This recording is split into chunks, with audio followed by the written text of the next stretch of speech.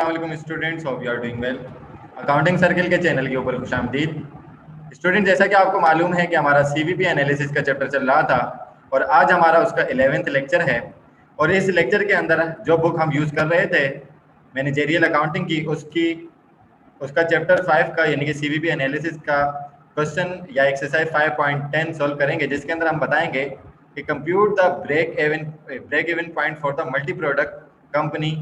किस तरीके से हम मल्टी प्रोडक्ट कंपनीज का ब्रेक इवन पॉइंट कंप्यूट करते हैं, ठीक है ना। यानी कि इससे पहले जो हम ब्रेक इवन पॉइंट निकाल लेते हैं वो हमारे पास एक ही प्रोडक्ट गिवन होती थी और क्या होता था कि हम उससे इजीली निकाल लेते थे। लेकिन अब हमारे पास एक से ज़्यादा प्रोडक्ट होंगी, या आप ये कह लें कि आपके पास एक सेल्स मिक्स दिया जाएगा, यानी कि एक से ज़्यादा जो आपके पास प्रोडक्ट्स होंगी उसका डेटा आपके पास गिवन होगा और उससे आपने कुछ चीज़ों को कंप्यूट करना होगा।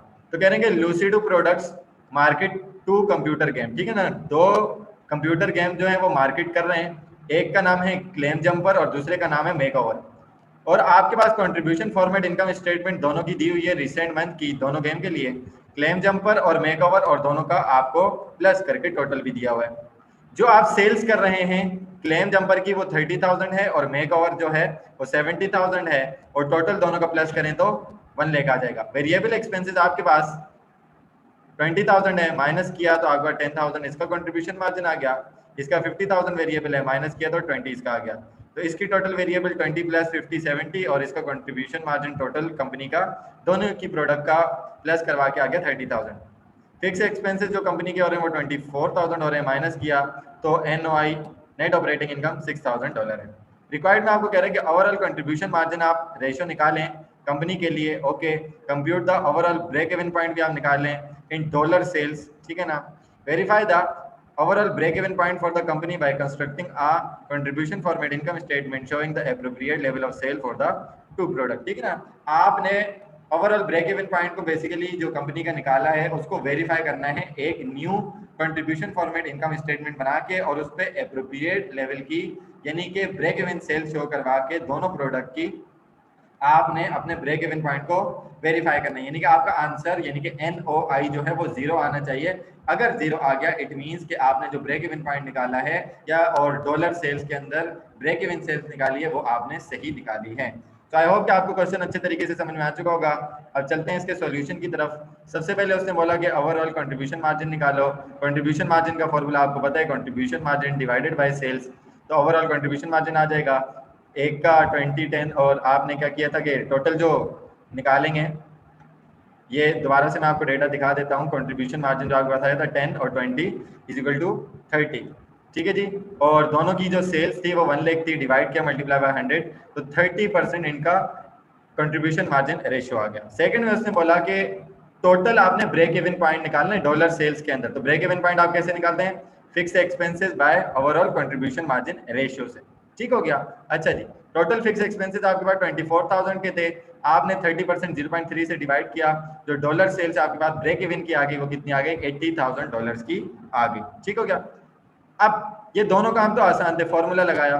अब वो क्या कह रहे हैं कि न्यू आपने क्या करनी है, कंस्ट्रक्ट अ न्यू या required income statement we must first determine the relative sales mix for the two product. Sales mix का मतलब क्या होता है कि फॉर एग्जांपल जो टोटल सेल्स है ना, उस टोटल सेल्स में हर प्रोडक्ट का जितना जितना पार्ट है या जितनी जितनी सेल्स है वो बेसिकली, या उसको प्रोपोर्शन आप कह लें, वो कहलाता है सेल्स मिक्स, ठीक हो गया।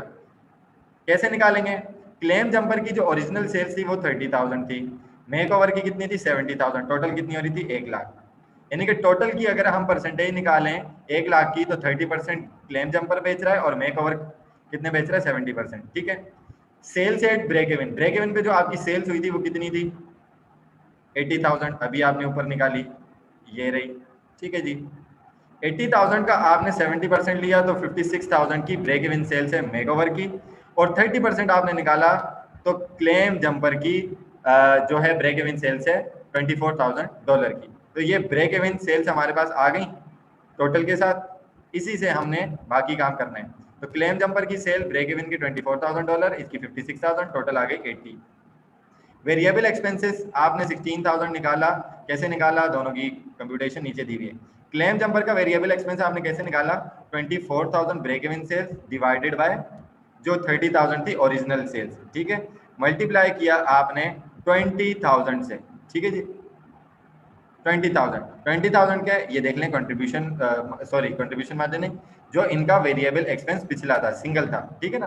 तो इससे क्या होगा कि वेरिएबल एक्सपेंस इनका ब्रेक इवन पे आ जाएगा, वो तो टोटल था, ये ब्रेक इवन पे आ जाएगा। जब आपने माइनस किया तो आपके पास कंट्रीब्यूशन मार्जिन क्लेम जंपर का 8,000 आ गया। ओके, मेकओवर की जो सेल्स थी वो $56,000 थी, इसका कंट्रीब्यूशन मार्जिन निकालने के लिए वेरिएबल एक्सपेंस निकालना पड़ेगा मेकओवर का, तो 56,000 आपकी सेल्स थी, 70,000 पहले की थी, डिवाइड करवाएंगे आप पिछले वेरिएबल एक्सपेंस से, सॉरी मल्टीप्लाई करवाएंगे पिछले वेरिएबल एक्सपेंस से, तो आपके पास 40,000 की इसकी क्या आ जाएगी, वेरिएबल एक्सपेंसेस की अमाउंट आ जाएगी। तो माइनस करवाएंगे तो ये क्या हो जाएगा, 16,000 की मेकओवर का कंट्रीब्यूशन मार्जिन हो जाएगा।